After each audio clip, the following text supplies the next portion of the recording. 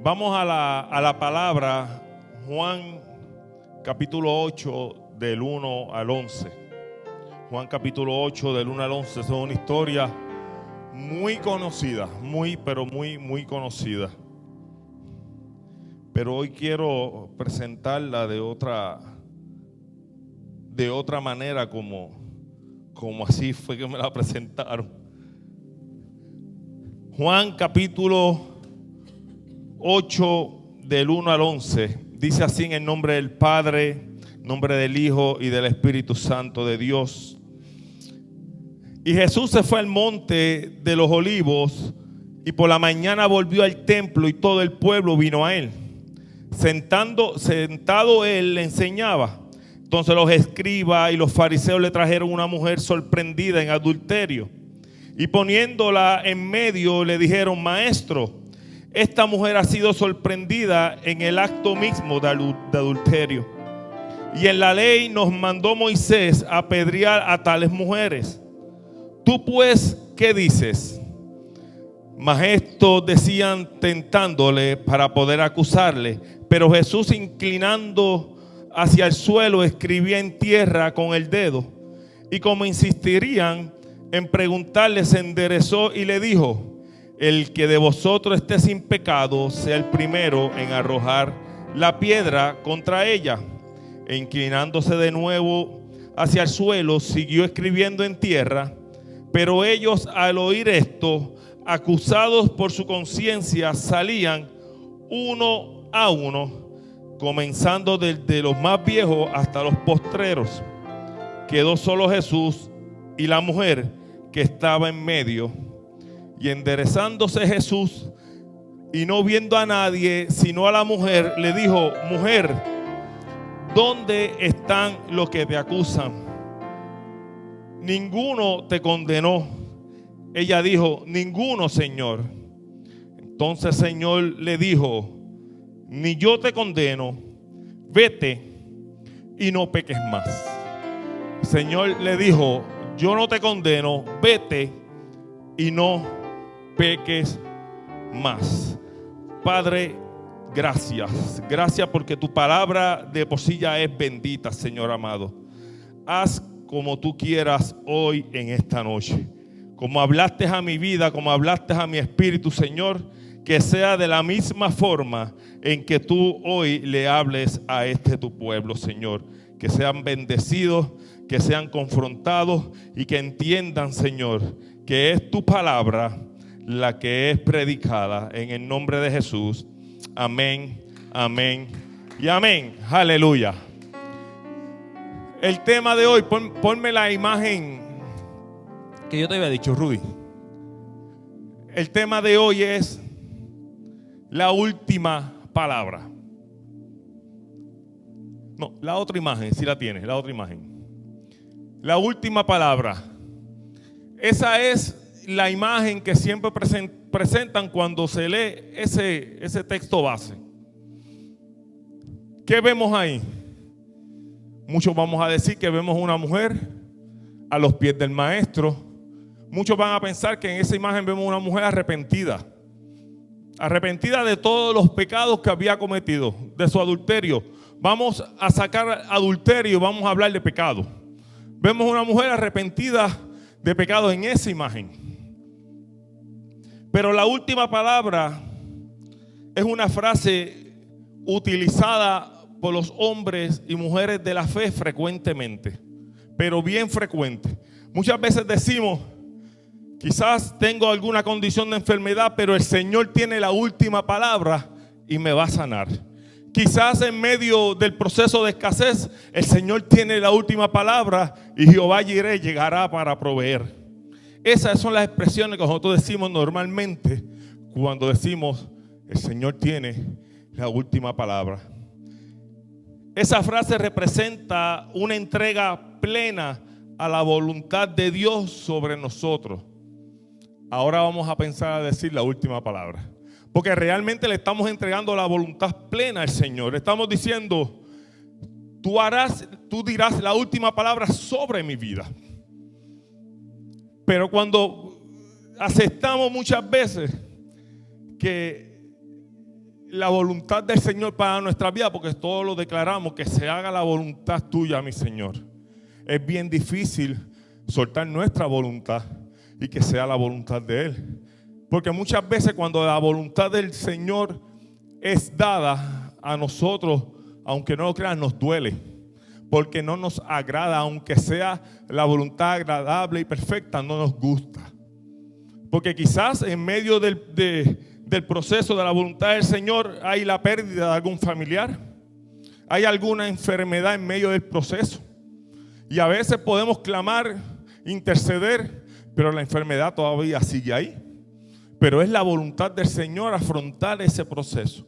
Pero esa voluntad a veces no queremos aceptarla. En Proverbio 16, del 1 al 3, de la traducción Dios habla hoy, dice: los planes son del hombre, la palabra final la tiene el Señor. Al hombre le parece bueno todo lo que hace, pero el Señor es quien juzga las intenciones. ¿Las intenciones de qué? De tu corazón y de mi corazón. Estas son las intenciones que el Señor juzga. Las intenciones de nuestro corazón. Pon tus actos en las manos del Señor y tus planes se realizarán. Ejemplo de la última palabra. Podemos ver la historia de Sodoma y Gomorra que se predicó hace unos días atrás, en el cual Abraham clamó y decía: si hubiesen 50 justos, y si hubiesen 40, 30, 20, 10, pero la última palabra del Señor fue: hasta aquí llegó Sodoma y Gomorra. Esa fue la última palabra del Señor. Fue una palabra de juicio para un pueblo que estaba en desorden. Podemos ver también la historia del arca de Noé, que también tantos años Noé construyendo el arca, quizás diciéndole: arrepentidos y convertidos porque va a caer un aguacero que nos vamos a ahogar. Y la última palabra del Señor fue un acto: cerrar la puerta. Simplemente entraron Noé, esposa, hijo y las nueras. Fue los únicos, y los animales, incluyendo la cucaracha. Así que gócense, estaba ahí. Segunda de Samuel, capítulo 12, del 3 al 20. Eso es una historia que muchos conocemos, pero muchas veces no se predica. Porque dice que entonces David confesó a Natán: he pecado contra el Señor. Natán respondió: sí, pero el Señor te ha perdonado y no morirás por este pecado. Sin embargo, como han mostrado un total desprecio por la palabra del Señor, como lo que hiciste, tu hijo morirá. Después que Natán regresó a su casa, el Señor le envió una enfermedad mortal al hijo de David. Tuvo con la esposa de Urías. Así que David le suplicó a Dios que perdonara la vida de su hijo.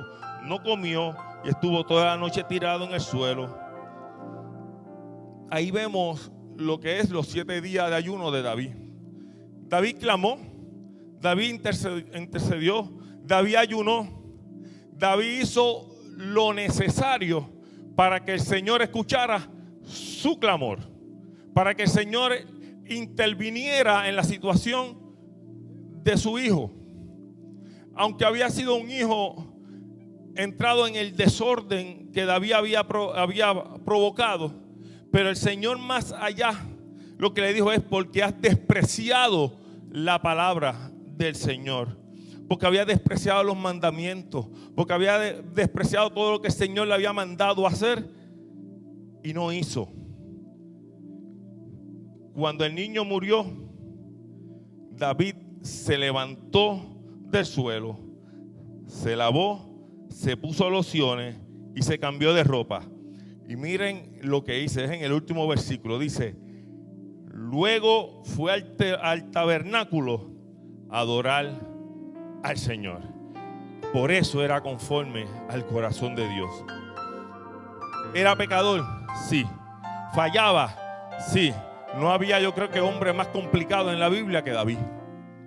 Mira que David era sumamente complicado, pero sabía ir precisamente a los pies del maestro que aunque el Señor no contestó su petición, aún así decidió adorar al Padre.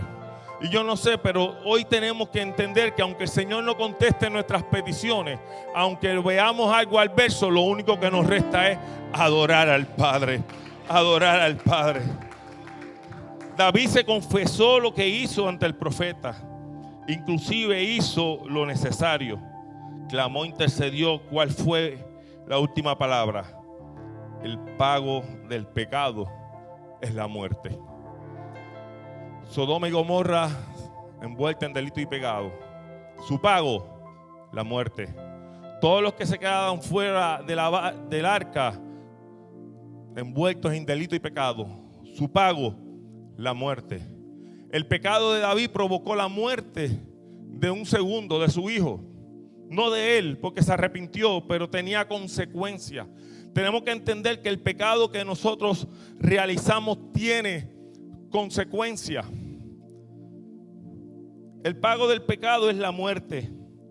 La historia de los 10 leprosos que se predicó los otros días, dice que los 10 leprosos, cuando el Señor le dice vayan de camino hacia el templo y en el camino sanarán, pero simplemente uno de ellos regresó.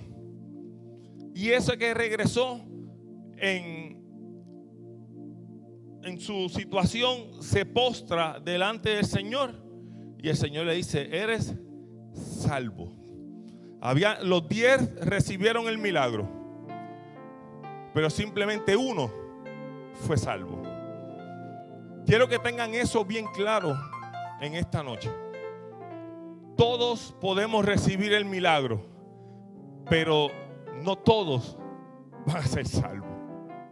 Lo dice la palabra. 10 recibieron misericordia del Señor, pero simplemente uno fue agradecido, llegó al Padre, se postró, le adoró y es salvo. Aleluya. La historia de la sanidad del cojo. Esa es la historia del estanque de Betesda. Llevaba más de 30 años esperando que el ángel bajara, moviera las aguas para que entonces él fuese sano. Lo increíble es que cuando Jesús se encuentra con él le dice: ¿quieres ser sano? Y él le dice: sí, pero no tengo quien me eche al estanque. Pero Jesús le vuelve y le dice: ¿quieres ser sano? Entonces el Señor le dice: recoge tu lecho y vete. Eso fue en el día de reposo.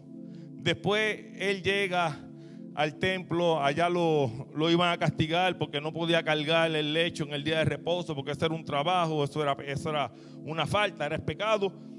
Pero en Juan capítulo 5, el versículo 14, mira lo que dice.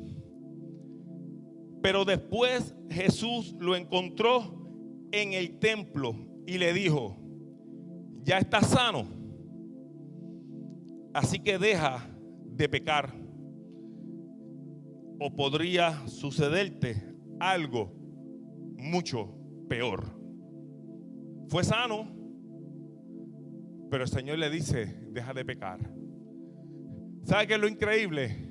Era cojo, 30 y tantos años allí esperando que bajara un ángel, y estaba pecando allí mismo quizás. Era una joyita, era complicado el hombre. ¿Qué es lo que te quiero traer con esto? Que quizás la misericordia del Señor lo alcanzó, pero la última palabra del Señor ahí fue: deja de pecar, o podría sucederte algo mucho peor. Iglesia, yo tenía una inquietud a finales de este año, que una vez se lo comenté a mi esposa. La iglesia va a ser levantada pronto, eso va a pasar, todo está cumplido. Y va a haber una separación de las ovejas y los cabros, del trigo y de la cizaña. Eso va a ocurrir. Pero muchas veces, siendo trigo, nos comportamos como cizaña, o siendo oveja nos comportamos como cabro. Y a veces entendemos que pues el Señor no va a venir o se está tardando. ¿Sabe por qué el Señor, esto es algo mío personal, sabe por qué el Señor dice que vendrá como ladrón en la noche? Nadie sabe el día ni la hora. Porque si el Señor diera una fecha en específico, si hay 100 personas, yo te aseguro que más del 80% se pierde sabiendo el día. Sabiéndolo. ¿Sabes por qué? Porque lo vamos a dejar todo para lo último. Siendo trigo nos vamos a comportar como cizaña, esperando que Él venga a buscarnos. Pero si la trompeta suena es para que nosotros vayamos a Él antes de, y no nos hemos arrepentido. La palabra que tanto no se predica, arrepentidos y convertidos, decía Juan el Bautista, porque el reino del cielo se ha acercado. Eso fue en aquel entonces. Arrepentidos y convertidos hoy, porque el reino de los cielos viene, está a la vuelta. Tenemos que enderezar nuestros caminos. Ese hombre estaba contento. Claro que si después de tantos años al fin recibe la sanidad física, pero espiritualmente seguía enfermo por no apartarse del pecado. El mejor regalo que podemos recibir es el perdón de nuestros pecados. Ese regalo no hay que pagarlo, ya se pagó en el madero. Un corazón contrito y humillado, el Señor nunca va a rechazar. Y eso es nunca, nunca. Muchas veces tenemos situaciones, pasamos por procesos, fallamos, sí, fallamos. Es de humano fallar, pero es de hombre de fe aceptar que hemos fallado. Es de hombre de fe aceptar de que simplemente venir ante su presencia, el Señor puede restaurar nuestra vida, puede restaurar nuestro matrimonio, nuestros hijos, puede hacerlo todo nuevo. Claro que sí. El único detalle es que muchas veces venimos ante su presencia como ese cojo. Estaba delante de la presencia del Señor, pero lo único que le interesó en ese momento fue ser sano. De ahí nada más. Por eso el Señor, al no ver un corazón contrito y humillado, le dice: no sigas pecando porque te va a ir peor. Y a veces nos preguntamos el por qué nos pasan las cosas. ¿Por qué? Simplemente porque en algo estamos fallando. Para terminar, vamos a volver a Juan 8:11. Miren, delante del Señor estuvieron los soldados cuando Jesús estaba en la cruz. Delante del Señor estuvieron dos reos que estaban crucificados juntamente con Él. Y simple uno pudo aprovechar la oportunidad de ser salvo. Porque ese día el Señor le dijo: desde hoy estarás conmigo en el paraíso. Todos los demás estando delante de Él. Aún así el Señor diciéndole: Señor, perdónalos porque no saben lo que hacen. No aceptaban el perdón. No había un corazón contrito y humillado en ese lugar. En ese Calvario no había eso. Simplemente hubo uno, quizás el que menos esperaba. Al final de su camino se arrepintió y fue perdonado. Eso es lo que busca el Señor. Un corazón contrito, un corazón humillado. Juan 8:11 dice: ella dijo: ninguno, Señor, ninguno me condena. Entonces Jesús le dijo: ni yo te condeno, vete y no peques más. Vete y no peques más. Esa fue la última palabra que Jesús le dijo a una mujer pecadora, a un hombre pecador. Vete y no peques más. ¿Hubo salvación ahí? No, no la hubo. Siempre hemos pensado que la hubo. Yo mismo lo creí. Yo pensé que la hubo. Porque cada vez que el Señor sanaba a alguien, le decía: eres salvo. Quizás libertaba a uno de su condena endemoniado y era salvo. Pero en este proceso vio a una mujer que la iban a matar por su falta, Pero ella simplemente aprovechó la oportunidad del maestro para que no se cumpliera la condena que iba a haber. Por eso el Señor no vio un corazón contrito y humillado en ese lugar. No lo hubo. Por eso yo le presenté esa imagen al principio. Porque es la imagen que nosotros hemos visto toda la vida de la fe de nosotros. De que esa mujer estaba ahí humillada y pidiendo perdón. No estaba ni humillada ni pidiendo perdón. Estaba simplemente esperando juicio, esperando condena. Pero el Señor en su infinita misericordia no lo hizo. ¿Y sabe qué es lo más grande? Que el Señor no la condena, pero el Señor le da las instrucciones. No peques más. Esa es la única instrucción que el Señor nos está dando hoy en esta noche. No hagamos, no provoquemos la ira de Jehová. No lo hagamos. De la ira de Jehová no se predica, da hasta miedo porque es fuerte.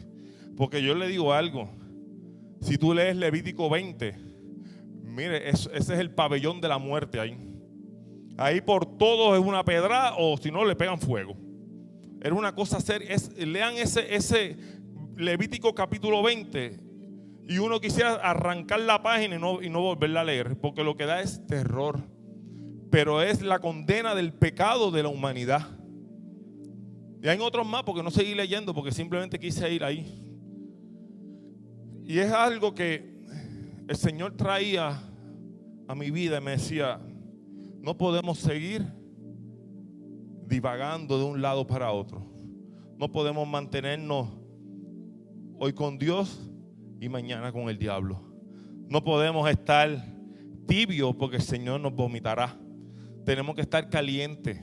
Hermano, queremos ver las bendiciones de Dios. Queremos ver al Señor obrar en nuestras vidas. Tenemos que enderezar nuestros caminos, afirmarnos más. Aún así, si estamos firmes, procura no caer. Afírmate más en el Señor. El Señor nos está dando la oportunidad más grande del mundo. Su regreso no ha pasado. Te está diciendo que si estás envuelto en delito y pecado, arrepiéntete. Nadie te va a juzgar. Ni nosotros, ni siquiera el Señor lo va a hacer. Lo único que el Señor te va a decir es, ven hijo, yo pagué el precio por tu pecado. Él va a tirarlo al fondo de la mar. Lo único que nosotros no debemos ser pescadores y buscar lo que ya Él echó en ese fondo. Si Él lo olvida, vamos a olvidarlo nosotros también. Tenemos que ser, como dijo Pablo, imitadores de Jesús. Sé imitadores de mí como yo soy de Cristo. Tenemos que imitarlo a Él. Tenemos que ser misericordioso con aquel que necesita misericordia, pero no más misericordia que la que Él puede dar. Tenemos que ser compasivos con aquel que necesita que seamos compasivos. Tenemos que levantar a aquel que está caído, que necesita ser levantado. Claro que sí. Pero también llegó el momento de decirle, estamos mal o estás mal, has fallado, necesito que vuelvas a los caminos del Señor. Hoy en día yo quiero ver una iglesia llena, pero una iglesia llena, pero comprometida con Él, con Él.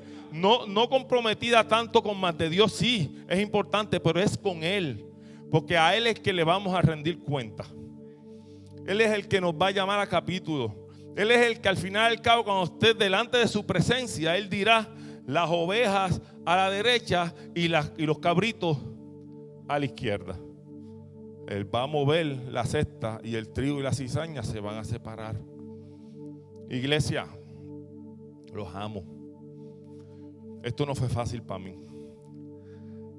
Yo tuve tanto que el pastor, yo hablé de esto el domingo. No le dije que iba a predicarle eso, pero sí se lo mencioné, porque tenía algo que preguntarle.